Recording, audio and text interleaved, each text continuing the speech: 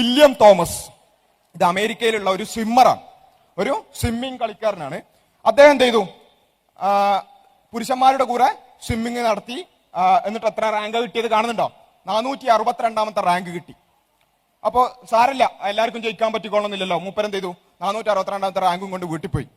അപ്പൊ മൂപ്പർക്ക് പിന്നെ വേറൊരു ഐഡിയ തോന്നി. ഏതാ? എന്താ ഐഡിയ? എന്തായിരിക്കും ഐഡിയ? സത്യത്തില് ഞാൻ വില്യം തോമസ് ആണ് എന്നൊക്കെ നിങ്ങൾക്ക് തോന്നുന്നുണ്ടെങ്കിലും ശരിക്കും ഞാൻ ആരാണ്? ലിയ തോമസ് ആകുന്നു എന്ന് പറഞ്ഞു. അപ്പൊ ലിയ തോമസ് ആണെന്ന് പറഞ്ഞാല് പിന്നെ പെണ്ണായല്ലോ. എന്നിട്ട് എന്ത് ചെയ്തു? മൂപ്പര് പെണ്ണുങ്ങളുടെ കൂടെ മത്സരിച്ചു.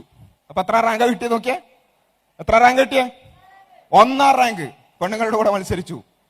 ഇത് ഞാൻ പറയുന്നത് തമാശയല്ല കേട്ടോ. കുറെ ആൾക്കാർ ചിരിക്കുന്നുണ്ട്. തമാശയല്ല, ഇത് അമേരിക്കയിൽ നടക്കുന്ന കാര്യമാണ്. ഏതുവരെ ചോദിച്ചാൽ കഴിഞ്ഞ ദിവസം വന്ന വാർത്ത എന്താ അറിയോ?